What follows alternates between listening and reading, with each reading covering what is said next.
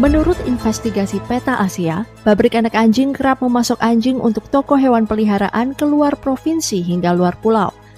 Investigasi yang dilakukan di sebuah pabrik anak anjing di Jawa Timur tersebut menemukan bahwa anjing umumnya dikirim melalui dua moda transportasi, kereta untuk jarak antar kota, lalu dilanjut dengan pesawat untuk jarak antar pulau. Transportasi tersebut dipilih untuk menekan kos perjalanan, meskipun ada harga tak terlihat yang mesti dibayar, yakni terancamnya kenyamanan dan kesehatan anjing yang dikirimkan.